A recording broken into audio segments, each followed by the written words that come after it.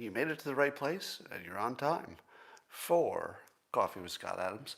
And I think you have to count that as an accomplishment, because think of all the, well, billions of people who couldn't get this right. There are billions of people who are not here right now, and that's a mistake on their part, but you got it right. And all you need to make this a special, special day, more special than ever before, is a cup or a mug or a glass, a tankard, chalice, a stein, a canteen, jug, a flask, a vessel of any kind. Fill it with your favorite liquid. I like coffee. And join me now for the unparalleled pleasure, the dopamine hit of the day, the thing that makes everything better. It's called the simultaneous sip, and watch it happen right now. Go.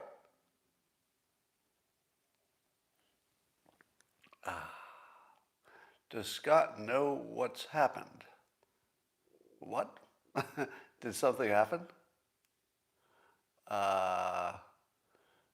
Tell me, did something just happen that broke in the news? Well, if there is, I'm sure you'll tell me. Well, here's some good news. I was just testing on the Locals platform for you subscribers. I was testing the new live streaming function. It's still in beta, so not everybody can use it yet. It's not turned on for everybody. But the initial test this morning was really good. So I don't know exactly how I'm going to weave it into my process, but I'll be using it a lot. So live stream is coming soon to the Locals platform. Pretty exciting. I just saw before I got in here a study that came out. It's a published study, but I don't know what quality it is, that once again seems to indicate that giving sick COVID people vitamin D makes a huge difference. I feel as if we're just going to get more and more confirmation of that. It just feels as if the vitamin D connection is not quite as understood as it needs to be. So, and for what it's worth, that was probably the first thing that I advised you to do at the beginning of the pandemic. Now, other smart people said it too, doctors and whatnot. But if you followed my advice and you got a lot of sun and maybe took some supplements, maybe your vitamin D was better than other people. And I'll bet it made a difference in your life. So Axios is reporting that we might see in the future hybrid weddings, where some people are attending by Zoom and other people are attending in person. I think this is definitely going to be a thing, because you can invite far more people and you can just say, you're on Zoom. Now, one of the concepts that is very useful for predicting the future is that if you have a product that works pretty well, but you anticipate that that product will keep improving until it works really well, it's not just a better version of the product. And Zoom would be a good example of this. Yeah, early versions of what Zoom was or Zoom became were kind of clunky, and it didn't work, and the sound wasn't matched up with the video, and the video would cut off. So the bad version of video conferencing wasn't really very sticky because it was such a bad experience. But at this point, a Zoom meeting, more often than not, goes off perfectly, and everything is, good picture, good sound, and it just works better than in person in many cases. So at this point, I think the Zoom video conferencing world, there's nothing that's going to stop it. It's just going to be gigantic, because we finally reached the point where the internet is fast enough, your 4G on your phone, 5G pretty soon, is fast enough, and it changes everything as soon as you're ready, technologically. Yeah, we'll talk about McAfee in a minute. So here's a question for you. If you'd like to get economists arguing with you, say anything about economics. There's no group that disagrees more than economists. And so I tweeted this morning. It was a little bit just to see what would happen. I said, maybe it's lucky we have shortages of workers and raw materials, which is a pretty big problem all over at the moment, because it keeps the economy from overheating. And then I said, inflation is going to be a problem either way, right? So it's not a big thought. And I put in direct terms, inflation is going to be a problem either way. But what did people say to me? Damn it, Scott, you're forgetting inflation. No, I'm not forgetting it. It's the main point. It's going to be the same either way. But probably if we were, there's going to be a problem either way. We don't know which way is worse. But yes, I understand that inflation has more to do with money supply than demand, but the effect on the consumer is that prices were going to go up. So either the economy is functioning at full speed, and that creates a demand that's greater than supply, and then prices go up. Or it's like now where you can't get materials, so if you get any materials, you're going to pay more for them, wood, for example. But in both cases, you're going to pay more for stuff. And I'm wondering if it worked out well that we have shortages to keep things from growing too quickly and sort of spread the growth over 2 years instead of one. It might work out for us. It might be one of those unexpected benefits that you wouldn't have asked for, but you got. All right, let's talk about John McAfee. The story is that he committed suicide in a Spanish jail on the same day, apparently, that extradition was approved to move him back to the United States. Now, here's the backstory, if you don't know it already. McAfee, of course, made his money by the McAfee antivirus stuff, but he's not associated with that anymore. He sold it a long time ago. But he's been a fugitive from the law in the most entertaining way possible. Not too long ago, a year or two ago, I tried to interview him, and I made contact. That wasn't hard. We followed each other on Twitter. Still do, if he's alive. We'll talk about that. But I couldn't get it done because he required only one way that he could communicate, because he needed to keep his communication private. So there was one way he could do it that was encrypted that I couldn't do because of my setup. So I never got to interview him, and I always felt bad about that because I deeply wanted to. No matter what his faults are, and I'm pretty sure the list of his faults is pretty long, I'm not going to forgive or explain any of his faults away. That's for him to do, or his legacy. But my God, he was interesting. He was so interesting. Kat Timpf had a tweet that was just great today, and she mentioned meeting McAfee very briefly and spent 15 minutes talking to him or something like that, and then concluded that everyone else in the world was boring after that. I totally get that. McAfee was unable to be boring.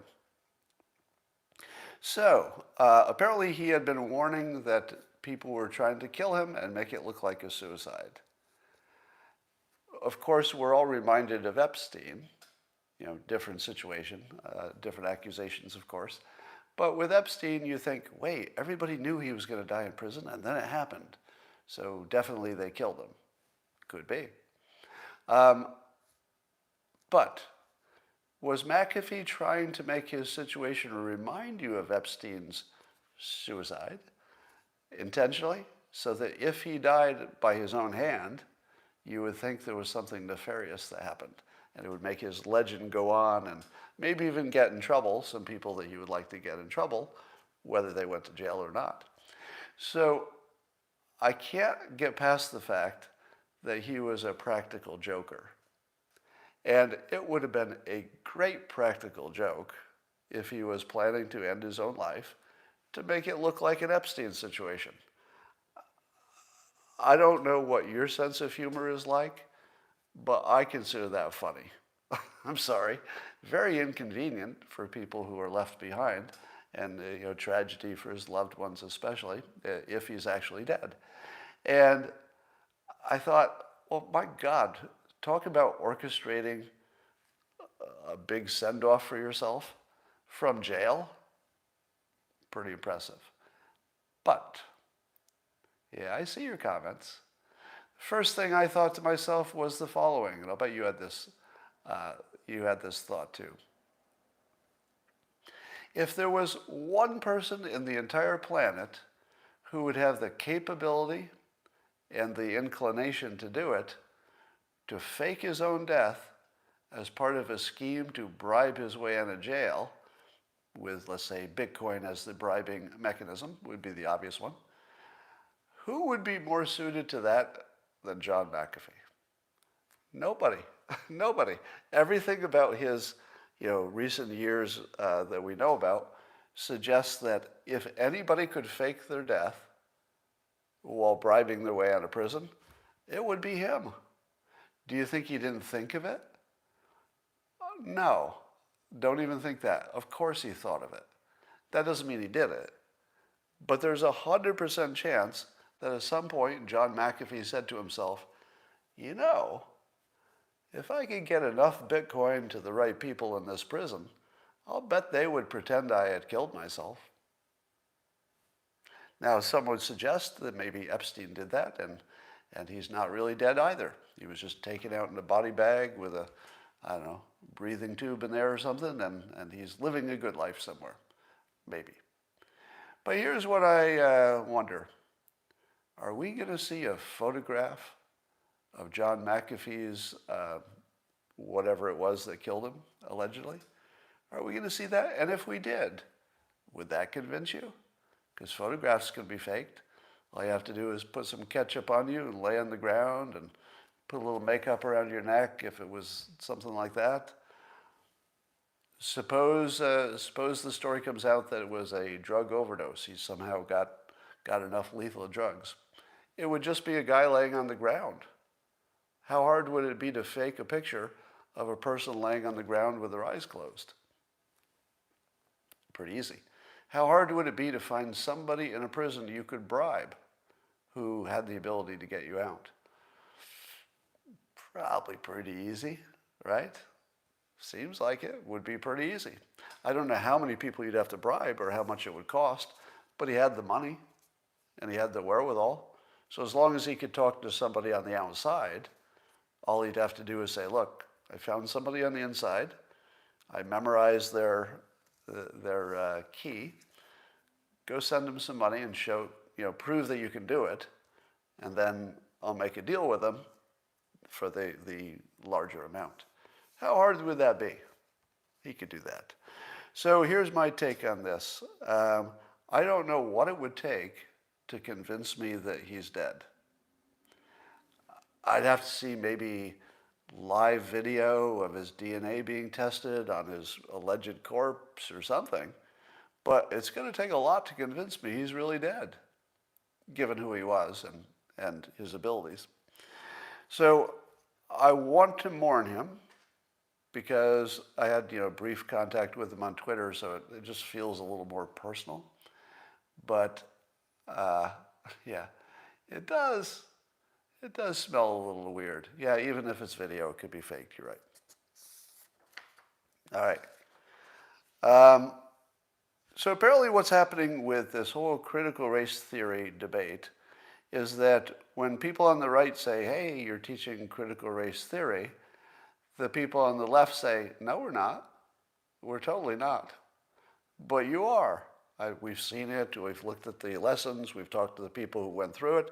You're totally teaching critical race theory. No, we're not. Nope. Nothing like that. And I guess this is my interpretation at the moment, is that the reason that they're saying that is that they're not teaching something that's branded that way. They're teaching the components of it under different names, just saying, well, we're learning this, and yeah, we do teach this, and this component, or this, this philosophy, or this history is being taught, but it's not critical race theory.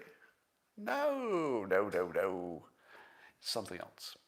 That would be like a baseball player saying, no, I'm not playing baseball. Are you kidding me? No, I'm getting up to bat, but batting is not baseball, right? I mean, that's batting. There's no game there. It's just batting. Are you fielding? Oh, yeah, I'm fielding. Yeah, I'm playing defense. I'm fielding. But fielding is not baseball. Having a catch with your friends, that's not baseball. But are you doing it in the context of the game? Oh yeah, I'm doing it in the context of the game. I'm playing a position and playing defense, but that's not baseball. That's just playing defense. But you also bat. Yeah, of course I bat. There's nothing wrong with batting, nothing wrong with playing defense. But what I'm not doing is playing baseball. Do you show up wearing a baseball team uniform at the beginning of the game, bat in rotation with the other people, all 9 of them, and go onto the field after you have 3 outs? Well, yeah, I do that stuff individually, but I don't think you can call that playing baseball because it's, batting is not baseball. It's just batting.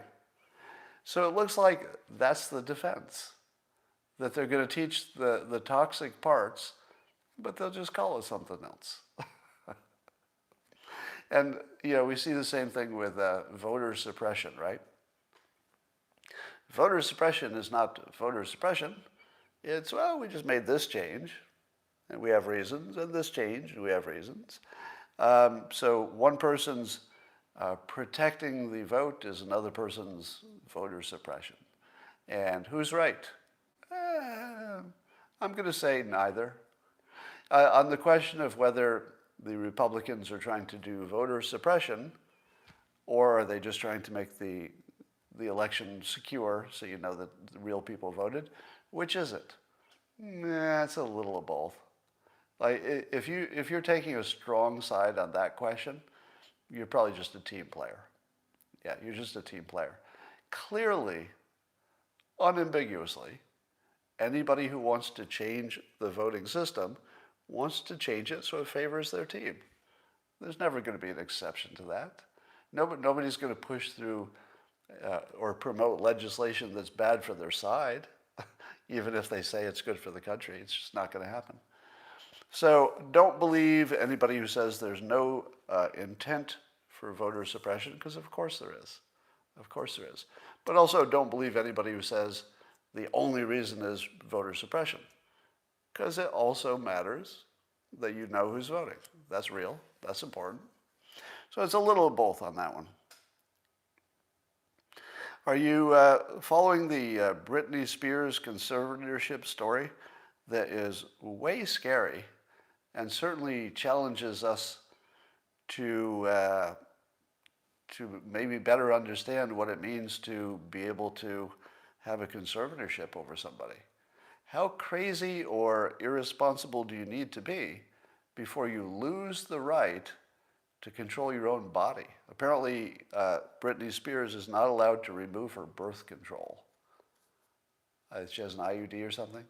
And she's not allowed to do that. She can't make that decision herself. The conservatorship decides that. Have you ever heard anything as scary as that? That would be like sterilizing people because you thought they were mentally, incompetent, which used to happen. Now, what about the fact that she couldn't decide on the color of her own kitchen cabinets? Somebody else got to decide that. She didn't have the power to decide the paint color in her own house. Now, was she going to pick a paint color that was really a bad idea? Maybe. We all make bad decisions, but it's really kind of a question of who gets to decide, isn't it? And apparently she was forced to work. I don't know how you force somebody to work, but apparently that's the allegation. And, I have mixed feelings. One is, I'm pretty sure she needs some kind of help. She'd probably say that herself. It looks like she does need a little help, and that she has some emotional or mental issues that are important. But you know who else has mental and emotional issues? Everybody. Do you know anybody who doesn't have mental and emotional issues? I don't. I don't know anybody. So just the fact that she has, allegedly mental and emotional problems, do you take her rights away? Because that would just be everyone. Everybody makes bad decisions, and you can tell when they're making them. People make bad decisions, and the rest of us look at it and say, well, that's a bad decision. Clearly a bad decision. But you don't get to make other people's decisions. And as was pointed out by others, she earned like $1 gazillion in the last several years by performing. that's a pretty high level of functioning if you can do that, even with help. So I'm firmly on the side that says free Britney Spears, and if she's going to make bad decisions, maybe that's going to happen. And I wouldn't say it's a bad idea for somebody to have a little extra control over big spending decisions. That probably would help her too, as long as they're reasonable. You know, she could spend as much as she wants of her own money, I suppose, if she had good reasons and it didn't look crazy. I don't think her conservatorship would stop that. So I hope that things work out, but it's chilling, and you wouldn't want any of that to happen to you or anybody in your family, I don't think. So there's a story on CNN that there might be some kind of an infrastructure compromise deal with the Republicans and the Democrats. And here's how they reported on Biden's complete lack of showing up. All right. So Biden basically did nothing, but it looks like there might be at least a potential deal. And so CNN reported it this way, that Biden's patience paid off. What? That's the best way to say somebody did nothing and it might work out okay? His patience paid off. They're literally complimenting him for not doing anything. He just waited. He didn't do anything. And he got complimented for it. Wow, that was a pretty good strategic decision to do nothing there, because your doing nothing turned out to be perfect. It was exactly what the situation called for. A lot of people would have made the mistake, as you know, being a leader of the country, they might have tried some leadership. Big mistake. Big mistake. Joe Biden knows better. You don't need leadership in a situation like this. You just need this strategic doing nothing. So thanks to Biden's strategic genius of doing nothing, the reporting says they might have an infrastructure deal that he could sign. Do you believe that? I don't. I don't feel like we're in a situation, you know, the Congress I'm talking about, I don't think we have a situation where they can get any deal signed with a big compromise, because they were so far apart, both sides would have to accept something, you know, pretty ugly from their perspective. So I'm going to say I don't believe this reporting. So I don't think that we're close to having an infrastructure deal, because I don't think that compromise is a real thing. I think it's fake news. But I hope I'm wrong. I've told you before that an understanding of economics allows you to predict the future. Here's a good example of that. Amazon is dropping its requirement that their employees get tested for weed. Now, if you knew economics, could you have predicted that Amazon would drop its requirements that you be tested and have no weed in you? Yes, because we can see that especially companies like Amazon are having trouble hiring. And as long as there's difficulty in hiring, they're going to have to figure out how to get enough people. And one of the obvious ways is to drop a requirement that wasn't really helping much, if at all.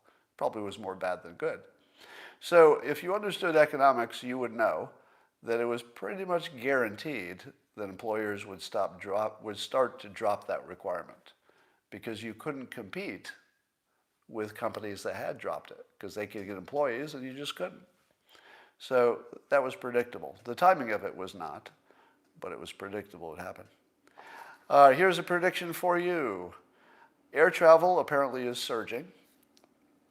A lot of pent-up demand, people who didn't take their vacations and weddings and whatnot. And so we're seeing a lot of demand. But you would not be surprised that business travel is way down. So despite the fact that business travel is such a big component of travel, travel is up, even though business is down. That's how big the demand is. But you want to hear a prediction? Now, don't make any financial decisions because of anything I tell you, right? So this is not financial advice. It's a prediction. And it's one of the predictions that allows you to test my theory that an understanding of economics allows you to predict the future, right? So don't buy stock based on this. Don't invest based on it. but let's track the prediction. It goes like this. More people are working at home, right? So far we all agree. I think it's permanent. At some level, way more people will be working at home every day and not commuting. What will that do to your desire to travel? Imagine if before you would leave your house, you would drive a distance, you would go to a new place, maybe you go out to lunch at that new place around your workplace, you'd drive home and you get back to your home. So you'd be spending time in a home, spending time 5 days a week or more at another location with lots of travel in between. Now take that all away. Every day you wake up in your bedroom, you walk down to your kitchen table and you put your laptop down, and that's all you see all day. You're just home. How much does that person want to travel for vacation? A lot. A lot. So I think the move toward more people working from home guarantees that, first of all, they'll save a bunch of money in commuting, so they'll have a little extra money. But I think that they're just going to have to travel. So if I had to predict, I don't know what will happen with business travel, probably stay low. But overall, I would say that the people who work for a business, the employees, it's going to be through the roof. And it's going to stay that way. Because you just can't spend that much time in one environment. You have to change your environment. And that's going to be big. Oh, by the way, I just rejoined my gym. So yesterday I went and the mask mandate is off and checked things out. Looks like they're back to operation. Not many people there yet. But I rejoined my gym, which is gigantic. Just a gigantic improvement in life. Gigantic. All right. Rasmussen has a few polls here. I think you'll see them in a few hours. But listen to this. So here, some really kind of shocking stuff. 49% of likely U.S. voters say last year's protests against the police hurt public safety. So basically, half of the country thinks that the protests that were trying to improve public safety by having people not killed by police, defund the police, etc., half of the country said it made things worse. Only 22% said it made things better for public safety, and 21% said it didn't make much difference. So, when you hear people like me complain about Black Lives Matter and about the protests, your immediate instinct is, oh, he doesn't want good things for black people, I suppose, right? Because if you're pro-Black Lives Matter, you think it's a good idea. And if somebody's against it, you say, well, you must be opposed to black people mattering or opposed to any kind of improvement in black America. That could not be further from the truth, because how does that help me? I'm only helped by a strong economy where everybody's doing well. That's what helps me. I'm way better off if black America is thriving, because they'll buy things I produce. Just in a million ways, we're all better. But what about strategy? I'll say this a million times.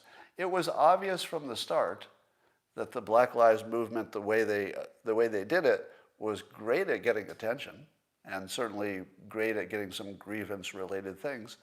But overall, it was a terrible strategy, because it was just so bad for the brand, if you will, and it wasn't strategic at all. Strategic would have been, for example, going after teachers' unions, joining forces with the Republicans who also wanted teachers' unions to have less power, getting more school choice. You could get all the funding you wanted in the world, and you would fix the biggest problem in the world, which is the schools aren't educating people. So think about that. Think about strategy versus the BLM protests. All right. 49% of likely voters, have a favorable impression of Black Lives Matter, including 27% who have a very favorable opinion. Remember I told you that you could get about a quarter of the public in any poll to have a ridiculous response. Just always. It's about a quarter of the public just as whack on any question. And here, 27% of the public have a very favorable opinion of Black Lives Matter, the movement. Now, I feel like it has more to do with how people interpret the question. Because if you interpreted the question as the concept, well, yeah, the concept is great. You know, everybody mattering. I would say they could do better. That's a low bar to say you matter. Should be thrive, but that's a minor quibble. So maybe the way people are answering this is they like the concept as opposed to the actual organization and how it implements stuff. Yeah, all right, here's another one from also for Rasmussen. The opinions of Black Lives Matter have turned more negative since June 2020. All right, so think back 1 year ago. 62% of voters had a favorable view of the movement. That's pretty dominant, 62%. And now it's down to half, a little less than half. That's a big change in 1 year. So Black Lives Matter is failing in their primary job of influencing the public. That's the whole point, right? The whole point of Black Lives Matter is to influence the public to a certain set of outcomes. And their influence has dropped dramatically in the last year. So they are unambiguously failing. Now, will their unambiguous failure, as shown in these statistics, will that cause their total collapse? Because things either move forwards or backwards. There's a good general rule of understanding things. Nothing stays the same. That's important. Things are either moving forward and improving or they're getting worse. And Black Lives Matter over the last, as a movement, or an organization, let's say, over the past year has gotten substantially worse. Yeah, there was problems with one of the leaders buying some homes. I didn't have a problem with that, but she was criticized for that. And it looks like the momentum is really toward collapse. So we'll see. All right, here's another one from Rasmussen. Do most members of Congress care what their constituents think? What do you think? What do you think people said to that? Do most members of Congress care what their constituents think? 62% of likely voters, and about the same amount of moderates, who are the ones I look at the most, 61% of moderates say no, that Congress doesn't care about the voters. Our entire system is based on Congress caring about the voters. If you don't have that, what the hell is your system? And 62% of likely voters, presumably people who are paying attention, because they're likely voters, right? They're paying attention more than non-likely voters. And they think that Congress doesn't even care what they think. The most basic element of our system, that your representatives are representing you, almost 2/3 of the public doesn't think that's even happening. That is pretty shocking. It gets worse. You ready? Again, this is from Rasmussen. 29. Here's the next question. What matters more to the average member of Congress? What voters think or what the media thinks? How do you think that went of likely voters? 29% think the voters are the most important thing to members of Congress. 59% of likely voters said that the media and the media's opinion is more important to the politicians.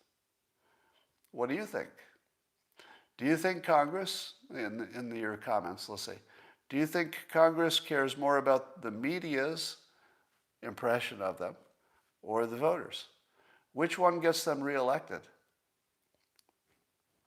The media. The media is who gets them reelected. So of course they care more about that.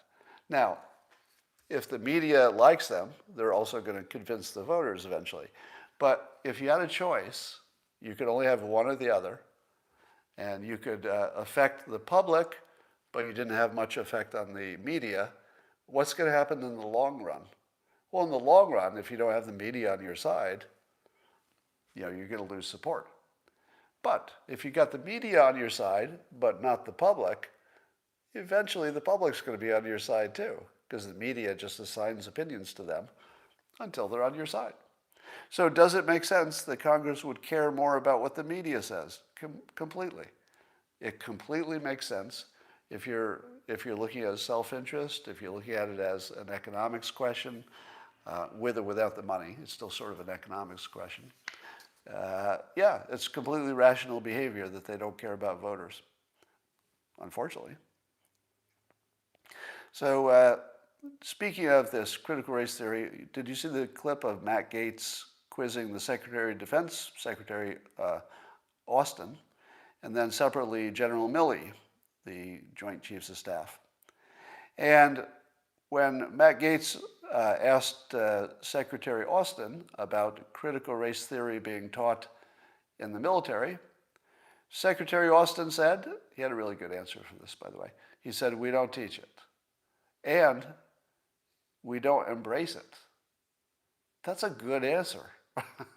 Like, if you're looking to somebody who's like just good at answering a tough question, this is the way to answer a question. Say it's not being taught and it isn't being embraced, and we care about behaviors, not your thoughts. And I thought that was like the best military answer I've ever heard. But is it true? Do you believe it? No, no, we don't believe it. We do believe that the elements of critical race theory are almost certainly being taught in the military.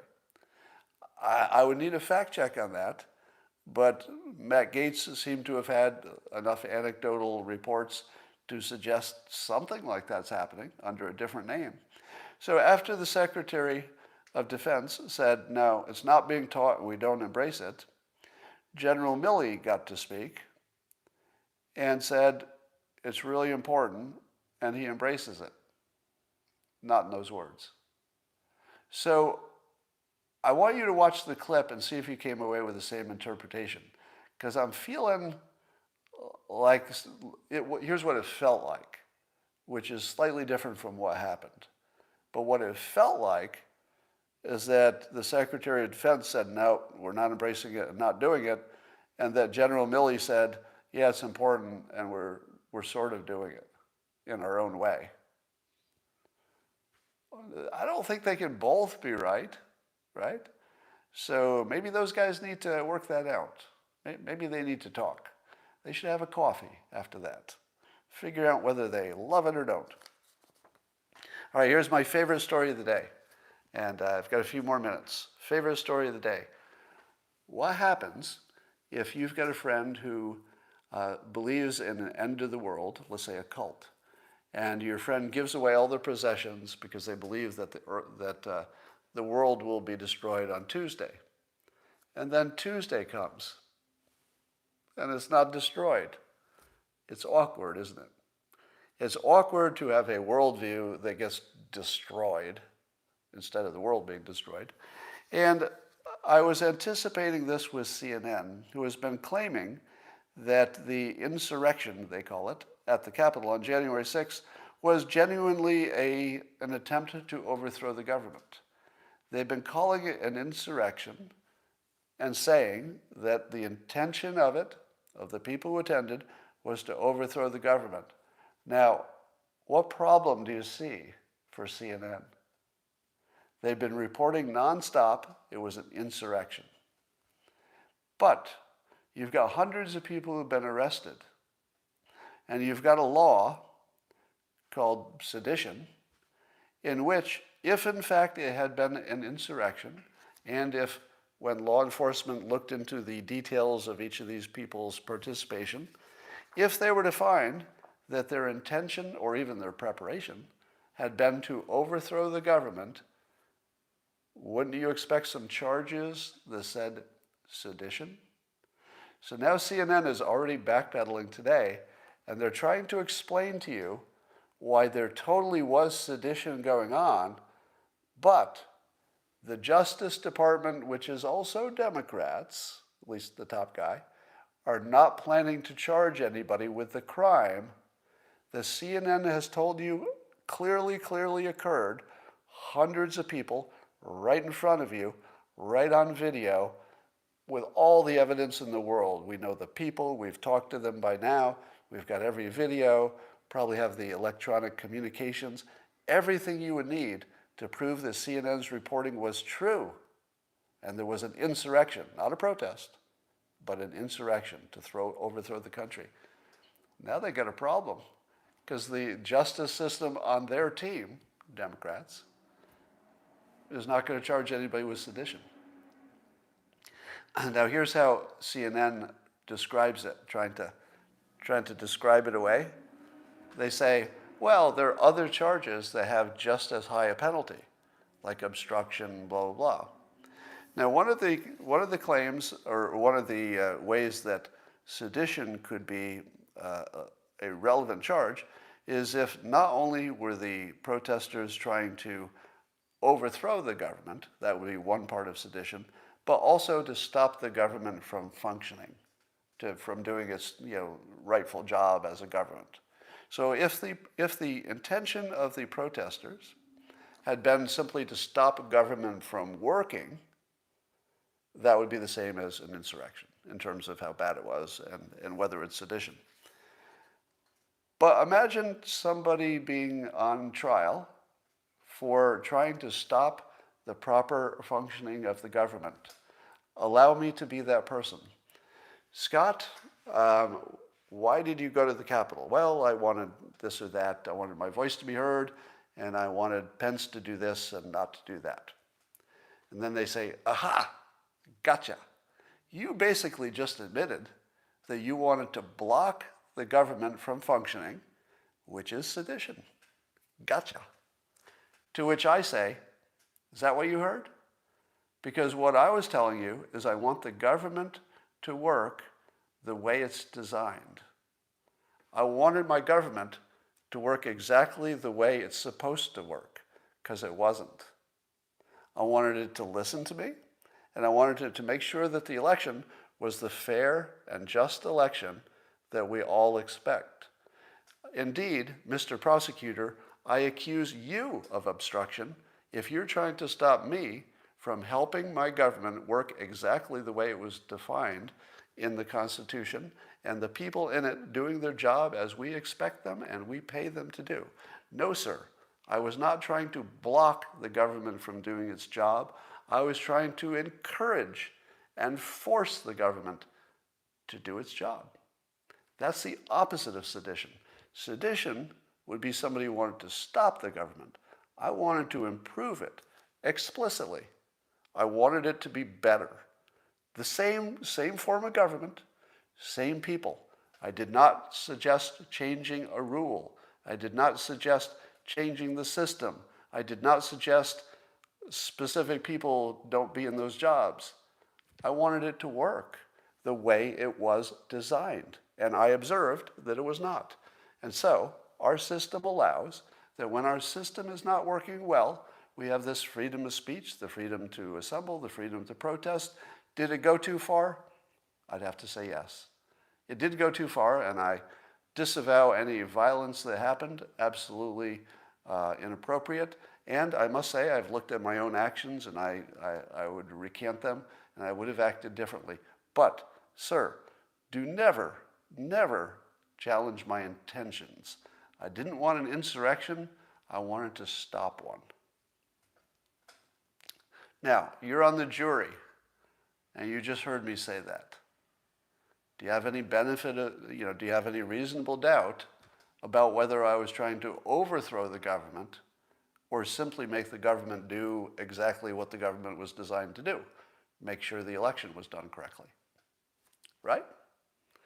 I don't see anybody could get, in any world, I can't see anybody being convicted of sedition unless they had some actual planning that we don't know about. Right? So, CNN is trying to sort of weasel out of their use of insurrection because the Justice Department is not going to back it. And they've got to find a way that the Justice Department really agrees with them, sort of, but they're just going to, for pragmatic reasons, and did we tell you that the penalty for this other crime is actually about the same? So it's more of a practical thing. We're not saying that the Justice Department has completely debunked our fake news for the past year. No, not that.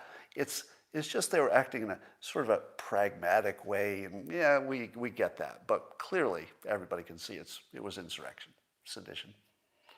So there's CNN with their propaganda, getting their balls caught in the ball washer, if you know what I mean.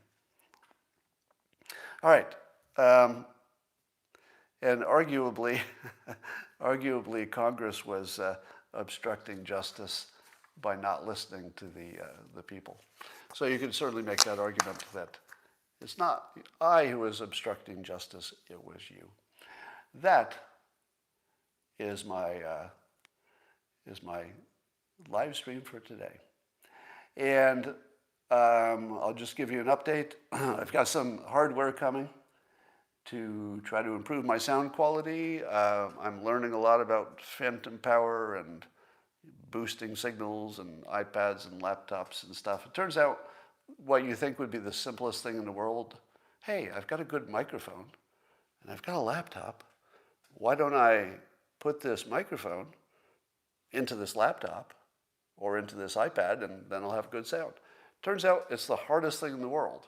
And that if you ask 100 people how to do it, they'll give you 100 different suggestions, and you'll be like, I don't know. All right, yes, high fidelity audio is a journey.